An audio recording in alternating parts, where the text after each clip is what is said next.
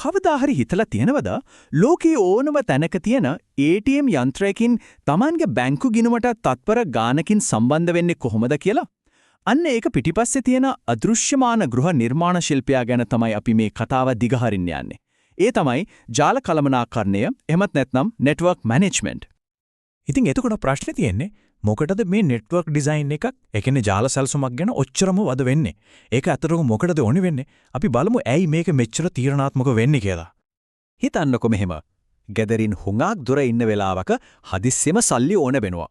අන්න එතකොට අතේ තියෙන මේ පුංචි ප්ලාස්ටික් කාඩ් එක අපිව නොපෙනෙන දැලක් කරහා කෙලින්ම අපේ බැංකුවට සම්බන්ධ කරනවා නේද? අන්න ඒක තමයි හරියටම සැලසුම් කරපු නෙට්වර්ක් එකක තියෙන ඇත්තම බලය. මේක ඇත්තටම හරියට ගයක් හදනවා වගේ වැඩක්. කවුරුත් සැලැස්මක් නැතුව බ්ලූප්‍රින්ට් එකක් නැතුව බිත්ති බඳින්න පටන් ගන්නෙ නෑනේ නේද? නෙට්වර්ක් එකකුත් අන්න ඒ වගේම තමයි. ඒකට ශක්තිමත් හොඳට හිතලා බලලා හදපු සැලැස්මක් අනිවාර්යයෙන්ම ඕන.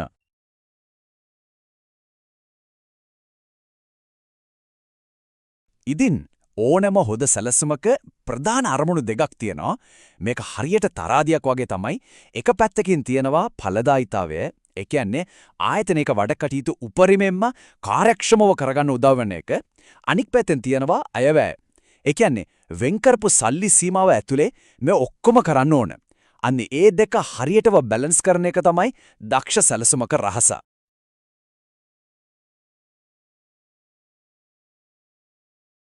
හොඳයි අර මම කිව්ව සමබරතාවය හදාගන්න නම් මේ කුළුණු හතර ගැන හිතන්නම වෙනවා. එකක් තමයි සුදුසුකම. ඒ කියන්නේ මේ හදන නෙට්වර්ක් එක කරන වැඩේට හරියටම ගැලපෙනවද කියන එක. ඊළඟට විශ්වාසනීයත්වය. ඒ කියන්නේ බාධාවකින් තොරව අවුලක් නැතුව දිගටම වැඩ කරනවද? ඊට පස්සේ තියෙනවා වර්ධනය වීමේ හැකියාව. ඒ කියන්නේ ආයතනයේ ලොකු වෙද්දී නෙට්වර්ක් එකත් ඒකම අපහසුයක් නැතුව ලොකු කරන්න පුළුවන්ද කියන එක. අන්තිමට කල්පැවැත්ම. මේ හතරම තමයි ශක්තිමත් නෙට්වර්ක් එක අත්විවරම. ඉගෙන් කවුද මේ තිර පිටුපස ඉන්න අදෘශ්‍යමාන ගෘහ නිර්මාණ ශිල්පියා? මේ හැමදේම නිර්මාණය කරලා පාලනය කරන කෙනා? ඔව්, ඒ තමයි ජාල ඉංජිනේරුවා.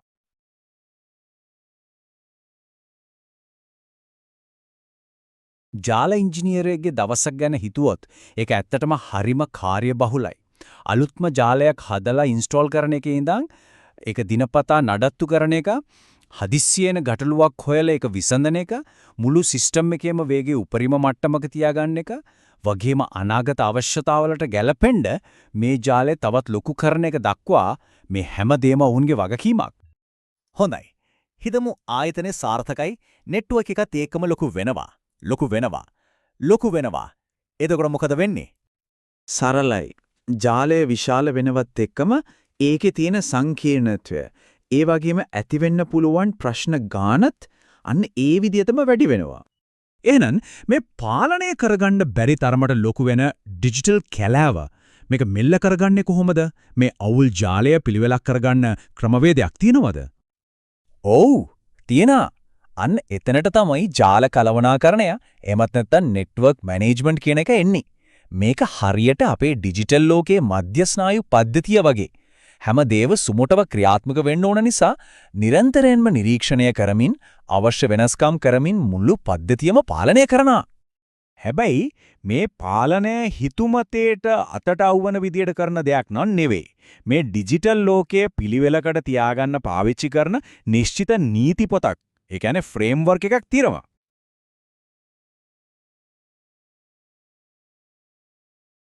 ඒ නීති පොත තමයි ISO ෆ්‍රේම්වර්ක් එක. ISO කියන්නේ ලෝකේ පුරා පිළිගත්තු ආයතනයක්නේ.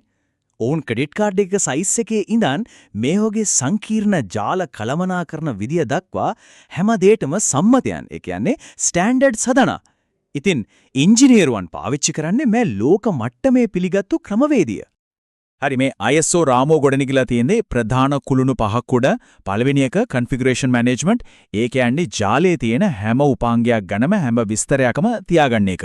දෙවෙනි එක security management. ඒ කියන්නේ අනවසර පිවිසීම් වලින් ජාලය ආරක්ෂා කරගන්න එක. තුන්වෙනි එක performance management. ඒ කියන්නේ ජාලයේ වේගය සහ කාර්යක්ෂමතාවය නිරන්තරයෙන්ම චෙක් කරන එක. හතරවෙනි එක accounting management. කවුද මේ network එක කොච්චර පාවිච්චි කරන්න කියලා මනින එක. සහ පස්වෙනි එක fault management. මොකක් හරි ප්‍රශ්නයක් ආවම ඒක හොයාගෙන ඉක්මනටම විසඳන එක. මේ තමයි ඒ කුළුණු පහ. හොඳයි දැන් අපි මේ න්‍යාය පොඩ්ඩක් පැත්තකින් තියමුකෝ.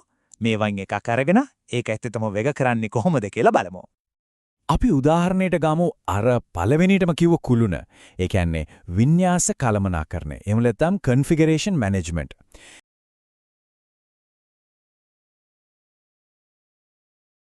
මේක හරියට හිතන්නකෝ විශාල ගබඩාවක තියෙන හැම බඩුවක් ගැනම ඒ වගේ හැම විස්තරයක් එක්කම නිවැරදි ලයිස්තුවක් තියාගන්නවා වගේ වැඩක්. ජාලයේ තියෙන හැම උපාංගයක්ම ඒ කියන්නේ රවුටර්, ස්විච් වගේ හැමදේම එයා සකස් කරලා තියෙන විදිහ මේ හැමදේම ගැන විස්තර මෙතන තියෙනවා. ඉතින් ඒක ප්‍රධාන පීවර තුලකින් තමයි වෙන්නේ. පළමුව දැනට ජාලයේ තියෙන හැම දේ ගැනම තොරතුරු ටික එකතු කරගන්නවා. ඊළඟට ඒ තොරතුරු අනුව අවශ්‍ය උපාංගවල සැකසුම්, ඒ කියන්නේ configurations වෙනස් කරනවා. අන්තිමට ඒ හැම දත්තයක්ම ගබඩා කරලා හැම වෙලේම up to date වෙන, ඒ කියන්නේ යාවත්කාලීන වෙන ලයිස්ට්ුවක් පවත්වාගෙන යනවා. අවසාන වශයෙන් ගත්තම මේ උපුටා දැක්වීමෙන් මුළු කතාවම සාරාංශගත කරන්න පුළුවන්. ජාල කළමනාකරණයේ සමස්ත ඉලක්කය වෙන්නේ දත්ත ජාලවල තියෙන අධික සංකීර්ණත්වය එක්ක ගනුදෙනු කරන්නේ ජාල ඉංජිනේරුවන්ට උදව් කරන එක. ඒ කියන්නේ අර තිරේ පිටුපස්සේ ඉන්න අපේ ගෘහ නිර්මාණ ශිල්පියාට උදව් කරන එක තමයි. හොඳයි අපි කතා කරන්න යන්නේ ඕනෑම ඩිජිටල් පද්ධතියක හරය වගේ වෙන ආරක්ෂක කළමනාකරණයේ මූලික સિદ્ધාන්ත ගැන. මේ තොරතුරු ටික අපි ගත්තේ විශ්වවිද්‍යාලයක පරිගණක පීඨයේ පාඨමාලා ද්‍රව්‍ය වලින්. අපි බලමු මේ ටිකක් සංකීර්ණයි වගේ පේන මාතෘකාව සරලව තේරුම් ගන්නේ කොහොමද කියලා. අපි මේ කතාව පටන් ගන්නේ ප්‍රශ්නයකින්.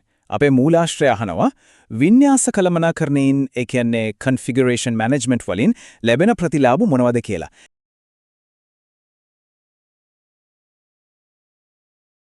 ඇත්තටම මේක හරිම වැදගත් ප්‍රශ්නයක්. හැබැයි මේකට උත්තර දෙන්න කලින් අපි ඊටත් වඩා පදනමක් වෙන දෙයක් තේරුම් ගන්න ඕන. ඒ පදනම තමයි ආරක්ෂක කළමනාකරණය.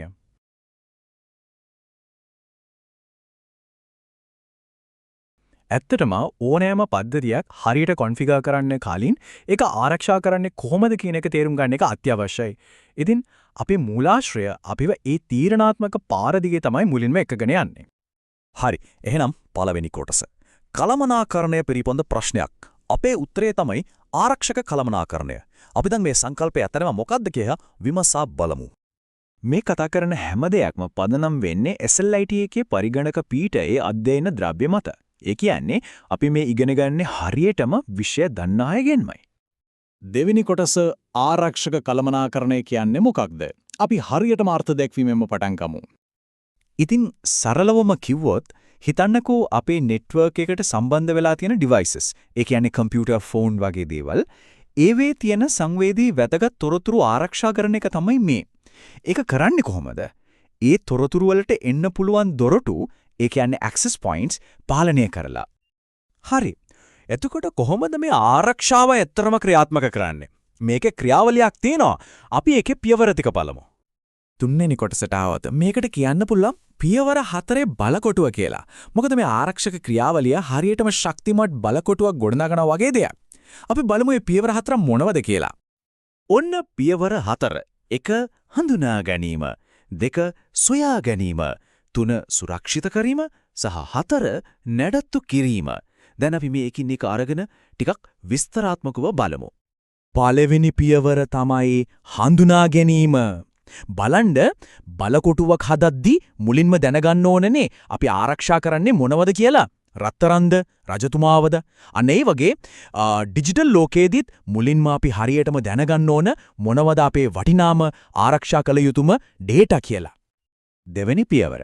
දැන් අපි දන්නවා මොනවද ආරක්ෂා කරන්න ඕන කියලා. ඊළඟට කරන්න ඕන අපේ මේ ඩිජිටල් බලකොටුවේ තියෙන දුර්වල තැන් හොයාගන්න එක. හරියට අගුල් දාන්න අමතක වෙච්ච ජනල්, දොරවල් වගේ අනවසර කෙනෙක්ට රින්ගන්න පුරුවන් හැම තැනක්ම ඒ කියන්නේ vulnerabilities අපි හොයාගන්න ඕන. හරි. දැන් දුර්වල තැන් ඔක්කොම දන්නවා. තුන්වෙනි පියවර තමයි ක්‍රියාත්මක වෙන්න එක. අර හොයාගත්ත හැම දොරක්ම, ජනේලයක්ම වහලා හොඳක අගුල් දාලා security measures දාලා ඒ හැම දුර්වලතාවයක්ම නැති කරලා අපේ බලකොටුව ශක්තිමත් කරන එක තමයි මෙතනදී දෙන්නේ. 4 වෙනි සහ අන්තිම පියවර. හැබැයි මේකෙන් වැඩේ ඉවර වෙන්නේ නැහැ. බලකොටුව හැදුවට පස්සේ ඒක නඩත්තු කරන්නත් එපයි. නේද? නිතරම මුර සංචාරයේ යෙදෙන්න ඕන. අලුත් තර්ජනයෙන්වද කොහේ අපි පවුරක කඩතුළු හැදිලාද කියලා බලන්න ඕන. ආරක්ෂාව කියන්නේ එකපාරක් කරලා නවත්තන දෙයක් නෙවෙයි. ඒක නිරන්තර ක්‍රියාවලියක්. හරි 4 වෙනි කොටස මුරගරුවන් නඩත්තු කිරීම. ඉතින් මේ පියවර 4 දිහා බැලුවම අපිට පේන ලොකු චිත්‍රය මොකක්ද? මේක නිකම්ම 1 2 3 4 කියලා ඉවර වෙන ලයිස්තුවක් නෙවෙයි. ඒ වෙනුවට මේක චක්‍රයක්. අඛණ්ඩව කැරකෙන චක්‍රයක්. තොරතුරු හඳුනා ගන්නවා, දුර්වලතාව හොයා ගන්නවා, ඒවා සුරක්ෂිත කරනවා. ඊට පස්සේ ඒ ආරක්ෂාව නඩත්තු කරනවා. ඊට පස්සේ ඒක ඉවර වුණාම ආයෙත් මුලින්ම පටන් ගන්නවා. මොකද අලුත් තොරතුරු එනවා, අලුත් දුර්වලතා හැදෙනවා. ඉතින් මේකෙන් අපිට ගන්න තියෙන ප්‍රධානම පණිවිඩය තමයි මේ. ආරක්ෂක කළමනාකරණය කියන්නේ ක්‍රියාවලියක් විතරක් නෙවෙයි, ඒක නිරන්තරයෙන්ම කැරකෙන පුඩුවක්. ඒ කියන්නේ කොන්ස්ටන්ට් ලූප් එකක්. කවදාවත් නතර වෙන්නේ නැති දෙයක්. එතකොට අපි මුලින්ම ඇහුවාර කන්ෆිගරේෂන් මැනේජ්මන්ට් ගැන ප්‍රශ්නෙට මොකද උනේ? දැන් අපිට තේරෙනවා ඕනම දෙයක් හරියට කන්ෆිගර් කරන්න කලින් ඒකට ශක්තිමත් ආරක්ෂක පදනමක් තියෙන්නම ඕනේ කියලා. ඒ මාතෘකාව ගැන අපි වෙනම දවසක කතා කරමු. හැබැයි අද අපි අවධානය යොමු කළේ ඒ පදනම ගොඩනගන හැටි ගැන. ඔන්ලයින් මොකක් හරි වැදගත් දෙයක් කර කර ඉද්දි එකපාරටම ඉන්ටර්නෙට් එක හිර වෙලා බලාගෙන ඉන්න සිද්ධ වෙලා තේනවද? මේක ඉතින් අපිට හරිම පුරුදු දෙයක් නේද? ඉතින් අද අපි මේ විග්‍රහයෙන් හොයලා බලන්න යන්නේ ඇයි මේ විදිහට වෙන්නේ? මේ කරදරකාරී ප්‍රමාදයට ඇත්තම හේතුව මොකක්ද? සහ මේක වළක්වන්න තිරය පිටුපස්ස සිද්ධ වෙන දේවල් මොනවද කියලා. හරි. එහෙනම් අපි කතාව පටන් ගමු හැමෝගෙම ඉවසීම උපරිමයටම පරීක්ෂා කරන දෙයකින්. ඒ තමයි අර ඉවරයක් නැතුව කැරකෙන ලෝඩින් වීල් එක. නැත්නම් අපි කියන්නේ විනාශයේ කැරකෙන රෝදය කියලා. මේ ලෝඩ් වෙන අයිකන් එක දිහා බලාගෙන ඉන්න එක තරම් එපා වෙන දෙයක් තවත් නැතුව ඇති. වීඩියෝ එකක් බලන්න ගියාම, ගේම් එකක් ගහන්න ගියාම, එහෙමත් නැත්නම් හරිම වැදගත් වැඩක් කර කර ඉන්නකොටම තමයි මේක මතුවෙන්නේ. හැබැයි මෙතන තියෙන වැදගත්ම දේ තමයි මේක සාමාන්‍යයෙන් අපේ කම්පියුටර් එකේ හරි ෆෝන් එකේ හරි වරදක් නෙවෙයි. මේක ඊට වඩා ලොකු මුළු ජාලය පුරාම තියෙන අභියෝගයක්. ඒ කියන්නේ මේ ප්‍රශ්නය විසඳන්න විශේෂ ක්‍රමවේදයක් තියෙනවා. අපි දැන් ඒ ගැන තමයි බලන්න යන්නේ. ඉතින් මේ ප්‍රශ්නෙට විසඳුම මොකක්ද? ඇක්ටට මේක හරියට කලාවක් වගේ. අපිට නොපෙනුනාට හැමදේම සුමටව පවත්වාගෙන යන්න තිරේ පිටුපස ලොකු ක්‍රියාවලියක් සිද්ධ වෙනවා. මේකට කියන නම තමයි කාර්ය සාධන කළමනාකරණය, එහෙමත් නැත්නම් performance management.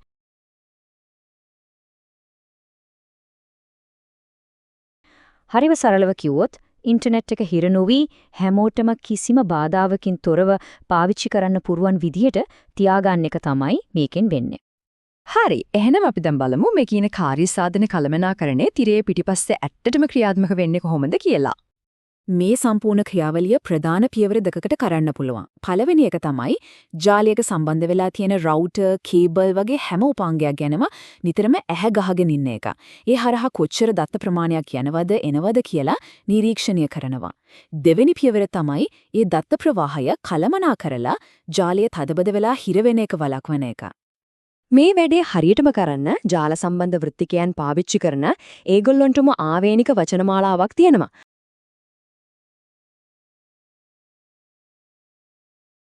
අපි ඒවයින් කිහිපයක් ගන්න දැන් ටක් ගාලා කතා කරමු. බෑන්ඩ්විඩ්ත් මේක නම් අපි නිතරම අහන වචනයක් නේද? හිතන්නකෝ මේක හරියට අධිවේගී මාර්ගයක්. ඒ කියන්නේ හයිවේ එකක් වගේ කියලා. හයිවේ එකේ මන්තිරු, ඒ කියන්නේ ලේන්ස් වැඩි වෙන්න එකම වෙලාවක වාහන වැඩි ගානකට යන්න පුළුවන් නේද? අන්න ඒ වගේ තමයි බෑන්ඩ්විඩ්ත් එකත්. ලැටෙන්සි කියන්නේ පොඩි දත්ත පැකට් එකකට එක තැනක ඉඳන් තව තැනකට යන්න ගත වෙන කාලය. හිතන්නකෝ අපි පිට රටක ඉන්න කෙනෙක් එක්ක වීඩියෝ කෝල් එකක් ගන්නවා කියලා. සමහර වෙලාවට අපි කියන දේ එහා පැත්තට ඇහෙන්න පොඩි පරක්කුවක් වෙනවනේ. අන්න ඒක තමයි ලැටෙන්සි. ඉතින් මේ දෙකේ වෙනස තවත් සරලව තේරුම් ගත්තොත් බෑන්ඩ්විඩ්ත් කියන්නේ හයිවේ එක කොච්චර පළලද, ඒ කියන්නේ එකපාර වාහන කීයකට යන්න ඉඩ තියෙනවද කියන එක. ලේටන්සි කියන්නේ ඒ පාරේ එක වාහනයකට කොච්චර වේගෙන් යන්න පුළුවන්ද, ඒ කියන්නේ ස්පීඩ් ලිමිට් එක වගේ. අපි ඔන්ලයින් අත්දැකීම සුමට වෙන්න නම් මේ දෙකම හොඳ මට්ටමක තියෙන්න ඕන. දැන් අපි බෑන්ඩ්විඩ්ත් ඒ කියන්නේ පාරේ පළල ගැන දන්නවනේ. එතකොට යුටිලයිසේෂන් කියන්නේ මොකක්ද? හරිම සරලයි. ඒ කියන්නේ අර හයිවේ එකේ තියෙන මන්තිරු වලින් කොච්චර ප්‍රමාණයක් දැනට වාහන වලින් පිරීලාද කියන එක. වෙන විදිහකින් කිව්වොත් අපිට තියෙන මුළු බෑන්ඩ්විඩ්ත් එකෙන් කොච්චර පාවිච්චි වෙනවද කියන එක තමයි යුටිලයිසේෂන්. හිතන්න යුටිලයිසේෂන් එක 85% වගේ ඉහළ අගයකට ආවොත් මොකද වෙන්නේ? ඒ කියන්නේ හයිවේ එක සම්පූර්ණයෙන්ම වාහන වලින් පිරෙන්න ඔන්න මෙන්න තියෙන්නේ. අන්න ඒ වගේ වෙලාවක තමයි ජාලය තදබද වෙලා අපිට ඉන්ටර්නෙට් එක හෙමින් යන වගේ දැනෙන්න පටන් ගන්නෙ. යුටිලයිසේෂන් එක ඕනවට වඩා වැඩි වුණාම මොකද්ද වෙන්නේ? congestion. එහෙමත් නැත්නම් තදබදයක් ඇති වෙනවා. හරියට මදිවේගී මාර්ගයේ ලොකු ට්‍රැෆික් එකක් හැදුනා වගේ. එතකොට ඉතින් කාටවත් වේගෙන් යන්න බෑ. හැමදේම හිර වෙනවා. හිමින් තමයි වෙන්නේ. හරි. අපි දැන් මේ ටෙක්නිකල් වචන ටිකක් ගැන කතා කළානේ.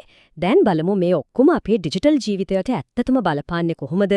ඇයි මේක මෙච්චර වැදගත් වෙන්නේ කියලා.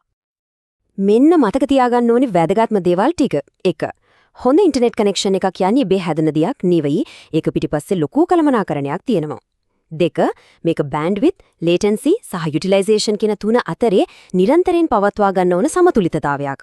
ඇත්තටම මේ සම්පූර්ණ ක්‍රියාවලිය තමයි අපි අද පාවිච්චි කරන ඩිජිටල් ලෝකෙ පිටිපස්සේ තියෙන නොපෙනෙන එන්ජින. ඇත්තටම මේ උපුටා දැක්වීමෙන් මුළු කතාවම හරි ලස්සනට සාරාංශගත කරනවා. හොඳ ගුණාත්මක සේවාවක් කියන්නේ අහම්බෙන් වෙන දෙයක් නෙවෙයි. ඒක නිරන්තරයෙන් අවධානයෙන් සහ ක්‍රියාකාරීව කළමනාකරණය කිරීමේ ප්‍රතිඵලයක්. කතා කරන්න යන්නේ අපි මේ ඩිජිටල් ලෝකයේ තිරේ පිටුපසවන හරිම වැදගත් දෙයක් ගැන. ඒ තමයි ජාල ගිණුම් කරන කළමනාකරණය.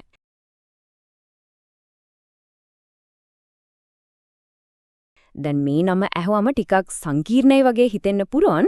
හැබැයි ඇත්තටම අපේ ඉන්ටර්නෙට් එක කිසිම බාධාවකින් තොරව වේගවත්ව ඒ වගේම හැමෝටම සාධාරණව වැඩ කරන්නේ මේ ක්‍රියාවලිය නිසා තමයි. ඉතින් අපි බලමු මේක ඇත්තටම මොකද්ද කියලා. අපිට හැමෝටම මේක වෙලා තියෙනවනේ නේද? එකපාරටම ඉන්ටර්නෙට් එක ස්ලෝ වෙනකොට හරිම වැදගත් ඔන්ලයින් මීටින් එකක් මැද කට් වෙනකොට ඉබේටම ඔලුවට එන ප්‍රශ්නයක් තමයි කවුද මේ තරම් ඩේටා පාවිච්චි කරන්නේ කියන එක. ඇත්තටම ওই ප්‍රශ්නය තමයි අද අපි කතා කරන මේ ජාල කළමනාකරණය කියන මාතෘකාවේ හදවතම. හරි. එහෙනම් මුලින්ම බලමු කිසිම පාලනයක් කිසිම කළමනාකරණයක් නැති නෙට්වර්ක් එකක මොකද වෙන්නේ කියලා. මේක හරියට කිසිම නීතියක් නැති සිග්නල් ලයිට් නැති හයිවේ එකක් වගේ තමයි. හැමෝම Tamanට ඕන විදිහට ඕන වේගකින් යනවා. ඉතින් මොකද්ද ප්‍රතිඵලය? සම්පූර්ණ අහුල් ජාලයක්. ඔන්න ඔය වගේ කළමනාකරණයක් නැති ජාලයක ප්‍රතිඵල තුනක් අනිවාර්යයෙන්ම එනවා. මුලින්ම තදබදයක් ඇති වෙනවා. ඊට පස්සේ හැමදේම මන්දගාමී වෙනවා. අන්තිමට ඉතින් ඒක පාදිච්චි කරන අයට ඇතිවෙන කලකිරීම තමයි ඉතුරු වෙන්නේ. වැදගත් වැඩක් කරකරීද්දී මේ වගේ දෙයක් වෙන්න එක කොච්චර කරදරයක්ද කියලා අපි දන්නවනේ. හොඳයි. එහෙනම් මේ කියන ඩිජිටල් අවුලට පිළිවෙලක් ගන්නේ කොහොමද? විසඳුම තමයි ගිණුම් කරන කළමනාකරණය. අපි බලමු මේ ක්‍රමවේදය හරහා කොහොමද ජාලයකට නැවතත් විනයක් සහ පිළිවෙලක් ගන්නේ කියලා. සරලවම කිව්වොත් ගිණුම් කරන කළමනාකරණය කියන්නේ නෙට්වර්ක් එක ඇතුලේ වෙන දේවල් ගැන දත්ත, ඒ කියන්නේ සංඛ්‍යා ලේඛන එකතු කරන එක.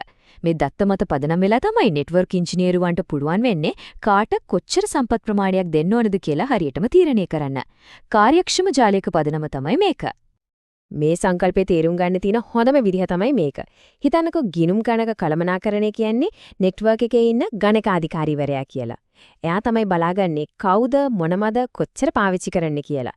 හැමදේම ගැන සටහන් තියාගෙන සම්පත් නාස්ති වෙන්නේ නැතුව හරියට පාලනය කරනවා. ඉතින් මේ අපේ නෙට්වර්ක් එකේ ගණකාධිකාරීවරයා කොහොමද මේ වැඩේ කරන්නේ? මේ සම්පූර්ණ ක්‍රියාවලියම හරිම සරල. මූලික කාර්යයන් තුනක් මත තමයි ගොඩනැගිලා තියෙන්නේ. අපි බලමු ඒ පියවරවල් මොනවද කියලා. ඔන්න ඕක තමයි ඒ පියවර තුන. පළවෙනියටම නෙට්වර්ක් එකේ මොකද වෙන්නේ කියලා හරියටම දැනගන්න දත්ත එකතු කරනවා. දෙවෙනියට ඒ එකතු කරගත්ත දත්ත බලලා එක් එක්කෙනාට හෝ ඇප් එකකට සීමාවක් දානවා. අපි ඒවට කියනවා කෝටා කියලා. තුන්වෙනියට අවශ්‍ය නම් ඒ පාවිච්චි කරන ප්‍රමාණයට ගාස්තුවක් අය කරන්නත් පුළුවන්. මේ සම්පූර්ණ ක්‍රියාවලියම පදනම තමයි පළවෙනි පියවර. ඒ කියන්නේ දත්ත රැස් කරන එක. මොකද හරියට මිනුම් ගන්නේ නැතුව අපිට කිසිම දෙයක් පාලනය කරන්න බෑනේ නේද? ඒ නිසා තමයි මුලින්ම ජාලය ඇතුලේ සිද්ධ වෙන දේවල් හරියටම මනින්න ඕනේ. ඉතින් මොනවද අපි හරියටම මනින්නේ? මේකට නිශ්චිත මිනුම් ඒකක, ඒ කියන්නේ මෙට්‍රික්ස් පාවිච්චි කරනවා. මෙම RFC 1272 වගේ ජාත්‍යන්තර තාක්ෂණික ප්‍රමිතින් වලින් පවා නිර්දේශ කරලා තියෙනවා.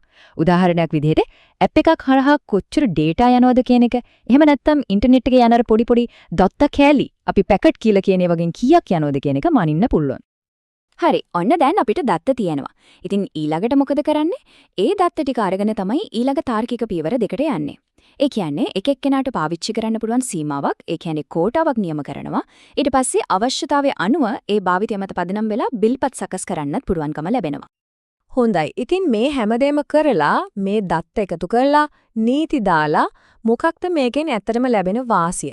අපි දැන් බලමු හොඳට කළමනාකරණය කරපු නෙට්වර්ක් එකකින් ලැබෙන සැබෑම ප්‍රතිලාභ මොනවද කියලා.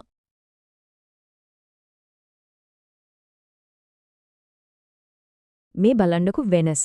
ගිණුම්කරණේ නැතුව තියෙද්දි සම්පූර්ණ අවුලක් අසාධාරණ විදියට සම්පත් පාවිච්චි වෙනව නාස්ති වෙනවා.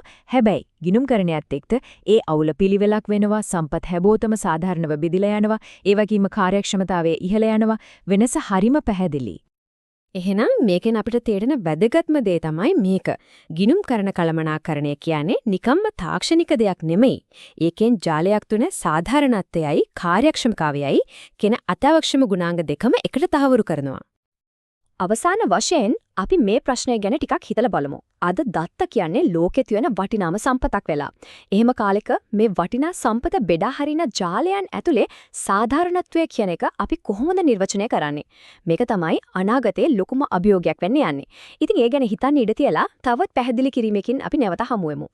අන්තර්ජාලය පාවිච්චි කර ඉදී එකපාරටම හැමදේම නැවතුනම දැනෙන හැඟීම. හරිම අප්‍රසන්නයි නේද? වීඩියෝ එකක් බෆර් වෙනවා, වෙබ් පිටුවක් ලෝඩ් වෙන්නේ නැහැ. ඉතින් අපිට නම් මේක පොඩි කරදරයක් විතරයි. ඒත් හිතලා බලන්න. බැංකුවක ගනුදෙනු පද්ධතියක්, එහෙම නැත්නම් රෝහලක sannivedana ජාලයක් මෙහෙම නැවතුනොත් මොනවා වෙයිද කියලා. ඉතින් මේ වගේ ඩිජිටල් ලෝකයේ සිද්ධ වෙන අභිරහස් විසඳලා හැමදේම යථා තත්ත්වයට ගෙන්නේ කවුද? අද අපි කතා කරන්න යන්නේ ඒ තිරේ පිටුපස්සේ ඉන්න නොපෙනෙන වීරයෝ. ඒ කියන්නේ ජාල රහස් පරීක්ෂකයෝ ගැන. හරි. එහෙනම් අපි යමු කතාවේ මුලට. අපේ ඩිජිටල් ලෝකයේ හදවත වගේ තියෙන මේ ජාලය එකපාරටම බිඳ වැටෙන මොහොත. හරියට අපරාධයක් සිද්ධ වුණු ස්ථානයට අපි දැන් ඇතුල් වෙනවා වගේ. මෙන්න බලන්න. මේ තමයි අපේ ඩිජිටල් අපරාධය. එක සම්බන්ධයක් සම්පූර්ණයෙන්ම කැඩිලා. හරියට නගර දෙකක් යා කරන ප්‍රධාන පාලමක් කැඩා වැටුණා වගේ චියස් සහ බුල් ඇන්ඩ් ෆ්‍රෙන්ච් කියන තැන් දෙක අතර දත්ත ගමනාගමනේ සම්පූර්ණයෙන්ම නැවතිලා.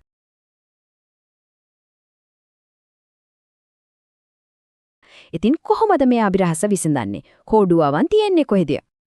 ඉතින් මේ වගේ වෙලාවක තමයි අපේ කතාවේ වීරයා වේදිකාවට එන්නේ. මේ ඩිජිටල් අභිරහස් විසඳන ක්‍රියාවලිය. ඒ කියන්නේ අපේ ජාල රහස් පරීක්ෂකයා. ඇත්තටම කිව්වොත් මේ රහස් පරීක්ෂකයාට අපි තාක්ෂණික ලෝකෙදි කියන නමක් තියෙනවා. ඒ තමයි දෝෂ කළමනාකරණය. එමත් නැත්නම් fault management. සරලවම කිව්වොත් network එකේ කොහේ හරි අවුලක් ගියොත් ඒක මොකද්ද? ඇයි ඒක වුනේ? කොහොමද ඒක හදන්නේ කියන සම්පූර්ණ විමර්ශන ක්‍රියාවලියටම තමයි මේ නම කියන්නේ. හැබැයි මේ රහස් පරීක්ෂකයා වැඩ කරන්නේ හිතුමතේට නම් නෙවෙයි. හැම දෙයක්ම සිද්ධ වෙන්නේ හරිම පැහැදිලි ක්‍රමානුකූල සැලැස්මකට අනුව. අපි බලමුද මේ පියවර 3කින් සමන්විත විමර්ශනය දිහා? මුලින්ම රෝග ලක්ෂණ හඳුනා ගන්නවා. හරියට දොස්තර කෙනෙක් වගේ. නෙට්වර්ක් එක ස්ලෝ වෙලාද? කනෙක්ෂන් කට් වෙනවද? ඔන්න ඔය වගේ දේවල්. දෙවෙනියට ඒ රෝග ලක්ෂණ පිටිපස්සේ තියෙන නියම හේතුව හොයාගන්නවා. මොකද සමහර වෙලාවට එක පොඩි ප්‍රශ්නයක් නිසා ඇලර්ම් 100 ගාණක් එන්න පුරුවන්. ඒ ඔක්කොමගෙම මුල හොයාගන්න එක තමයි මෙතනදි වෙන්නේ. මෙන්න මේකයි ඇත්තම වැරදි කරුවා කියලා හොයාගන්න එක. අන්තිම පියවර තමයි ඒ හොයාගත්ත ගැටලුව නිවැරදි කරන එක. ඔන්නෝක තමයි රහස් පරීක්ෂකයාගේ ක්‍රියාන්විත සැලැස්ම. හැබැයි මේ වැඩේ හිතන තරම් ලේසි නෑ. මෙන්න මේ ස්ලයිඩ් එකේ තියෙන කාරණේ හරිම වැදගත්. ජාලයෙන් එන ඇඟවීමක්, ඒ කියන්නේ ඇලාම් එකක්, කෙලින්ම කියන්නේ නෑ අන්න අහවල් රවුටරේ තමයි අවුල කියලා. ඒක හරියට ගොඩනැගිල්ලක ෆයර් ඇලාම් එකක් වදිනවා වගේ. ගින්න තියෙන්නේ කොයි තට්ටුවේද, කොයි කාමරේද කියලා රහස් පරීක්ෂකයාම තමයි හොයාගන්න ඕනේ. ඇලාම් එක කියන්නේ හෝඩුවාවක් විතරයි. උත්තරي නෙවෙයි. ඉතින් මේ රහස් පරීක්ෂකයා කොහොමද මේ හෝඩුවාවන් එකතු කරගන්නේ? මොකක් හරි වැරද්දක් වෙලා කියලා එයා මුලින්ම දැනගන්නේ කොහොමද? බලමු. ඒකට ප්‍රධාන ක්‍රම දෙකක් තියෙනවා.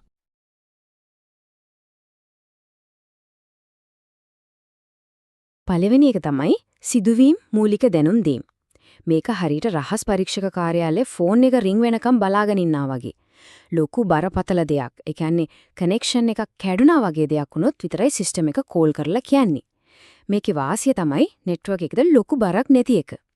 දෙවෙනි එක තමයි නිරන්තර පිරික්සුම. එමත් නැත්නම් පෝලිං. මේක හරියට නගරේ නිතරම මුර සංචාරයේ යන පොලිස් නිලධාරියෙක් වගේ. සිස්ටම් එක නිතරම නෙට්වර්ක් එකේ ඉන්න හැම උපාංගයකින්ම අහනවා, "ඔයා හොනින්ද? ඔයාට අවුලක් නැද්ද?" කියලා පින් එකක් වගේ යවලා. මේකින් ප්‍රශ්නයක් ආතු ගමන්ම වගේ අල්ලගන්න පුරුවන්. හැබැයි ඉතින් නෙට්වර්ක් එකට පොඩි බරක් නම් එකතු වෙනවා. ඉතින් තේරෙනව නේද? අපි කිසිම බාධාවකින් තොරව වීඩියෝ එකක් බලන එකේ ඉඳලා මුළු රටක බැංකු පද්ධතියක් සුරක්ෂිතව දුවන එක දක්වා මේ නොපෙනෙන රහස් පරීක්ෂක විමර්ශනය කොයිතරම් තීරණාත්මකද කියලා. ඇත්තටම කිව්වොත් මේ දෝෂ කළමනාකරණය කියන්නේ අපේ ඩිජිටල් ලෝකයේ සුමටව ආරක්ෂිතව පවත්වාගෙන යන කාගේවත් ඇගීමකට ලක් නොවන නොදුටු වීරයෙක්.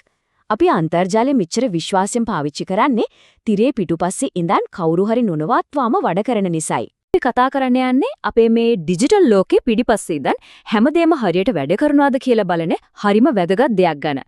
ඒ තමයි network management systems.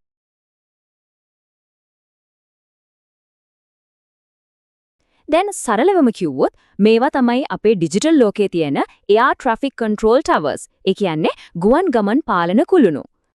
හරි. අපි මෙහෙම හිතමුකෝ පරිගණක 10000ක්. 10000ක් එකට සම්බන්ධ වෙලා තියෙන නෙට්වර්ක් එකක්. කිසිම අවුලක්, කිසිම කලබලයක් නැතුව කොහොමද පාලනය කරන්නේ? නිකමට හිතලා බලන්න මේක කොච්චර ලොකු සංකීර්ණ වැඩක්ද කියද නේද? අන්න ඒක තමයි අද අපි කතා කරන ප්‍රශ්නය. ඔව් අන්න ඒ අභියෝගය ගැන තමයි අපි දැන් ගැඹුරටම කතා කරන්න යන්නේ. හිතන්නකෝ හරිම කාර්යබහුල එයාපෝට් එකක් ඒත් කන්ට්‍රෝල් ටවර් එකක් නැහැ, ගුවන් ගමන් පාලකයෙක් නැහැ. මොන වගේ දෙයක් වේද? සම්පූර්ණ අවුල් ජාලයක් නේද? හරියට මෙහෙමයි. පාලන කුළුණක් නැත්තම් මොකද වෙන්නේ? ප්ලේන් එකිනෙක හැප්පෙන්න පුළුවන්. ලෑන්ඩ් කරන්න තැනක් නැති වෙන්න පුළුවන්. සම්පූර්ණ ව්‍යසනයක්. අන්න ඒ වගේම තමයි හොඳ කළමනාකරණ පද්ධතියක් නැති ලොකු නෙට්වර්ක් එකක් කියන්නේත්. ඩේටා නැති වෙනවා, සිස්ටම් ක්‍රෑෂ් වෙනවා. හැමදේම හරිම අකාර්යක්ෂමයි. ඉතින් පැහැදිලිනේ මේකට විසඳුමක් ඕනෙමයි. ඉතින් ඔන්න ඔය අවුල් ජාලය පිළිවෙලකට ගන්න අපේ කතාවේ වීරයා එනවා. ඒ තමයි network management system. එහෙම නැත්නම් අපි කෙටියෙන් කියනවා NMS කියලා. අන්න ඒක තමයි අපි අර කලින් කතා කරපු අත්‍යවශ්‍යම පාලන කුළුණ. හරි. එතකොට මොකක්ද මේ NMS එකක් කියන්නේ? වදගත්ම දේ තමයි මේක නිකම් software එකක් විතරක් නෙවෙයි. නෑ. මේක hardware සහ software කියන දෙකේම එකතුවක්. මේකින් පුළුවන් network එකේ තියෙන හැම device එකක්ම හැම connection එකක්ම monitor කරන්න, ඒ කියන්නේ නිරීක්ෂණය කරන්න, ඒ වගේම පාලනය කරන්නත්. සාමාන්‍යයෙන් NMS එකක ප්‍රධාන කොටස් දෙකක් තියෙනවා. හරිම සරලයි. පළවෙනි එකට අපි කියනවා platform එක. එහෙම නැත්නම් වේදිකාව කියලා. හිතන්නකෝ මේක තමයි අර control tower එකේ building එක කියලා. අත්තිවාරම මූලිකම දේවල් ඔක්කොම තියෙන්නේ එතන. දෙවෙනි එක තමයි applications. ඒ කියන්නේ යෙදුම්. මේව තමයි අර control tower එක ඇතුලේ ඉන්න අය පාවිච්චි කරන විශේෂ tools. radar screen එක, කාලගුණය බලන උපකරණ, අන්න ඒ වගේ දේවල්. හොඳයි එහෙනම් අපි දැන් යමු අර control tower එක ඇතුළටම බලමු මේ platform එක කියන්නේ මේ මූලික පද්ධතිය ඇතුලේ මොනවද තියෙන අත්‍යවශ්‍යව tools කියලා.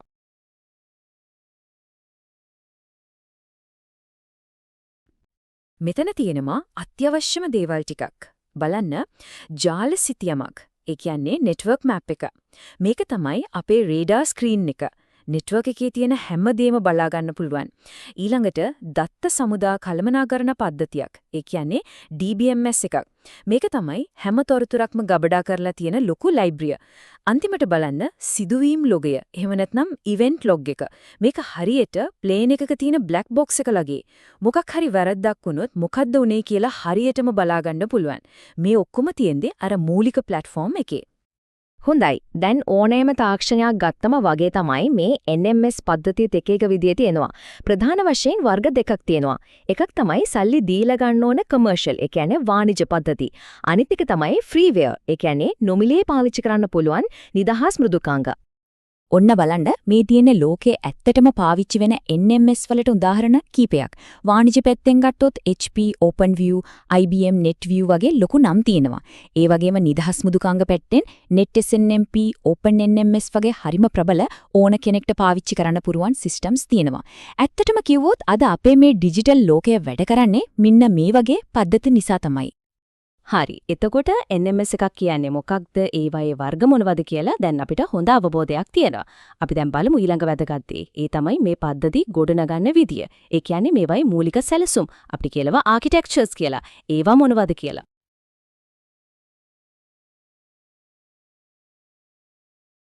ඉතින් මේ වගේ NMS එකක් ගොඩනගන්න පුළුවන් ප්‍රධාන මූලික ක්‍රම. එහෙම නැත්නම් ආකිටෙක්චර්ස් තුනක් තියෙනවා. අපි බලමු මේ තුන මොනවද කියලා. පළවෙනි එක තමයි centralized. එහෙම නැත්නම් මධ්‍යගත ක්‍රමය. හරිම සරලයි. නමින්ම කියවෙනවා වගේ මෙතන තියෙන්නේ එකම එක ප්‍රධාන පාලන මධ්‍යස්ථානයක්. හරියට එකම එක සුපිරි බලයක් තියෙන control tower එකෙන් මුළු network එකම පාලනය කරනවා වගේ. හැම තීරණයක්ම හැම දෙයක්ම වෙන්නේ එකම තැනකින්.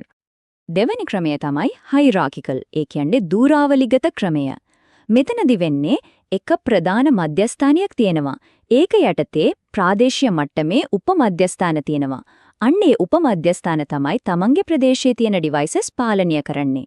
හරියට ලොකු නැෂනල් කන්ට්‍රෝල් සෙන්ටර් එකකින් පොඩි රීජනල් එයාපෝට් ටවර්ස් පාලනය කරනවා වගේ. බලය උඩ ඉඳන් පහළට එනවා. අවසාන එකන්නේ තුන්වෙනි ක්‍රමය තමයි ඩිස්ට්‍රිබියුටඩ්.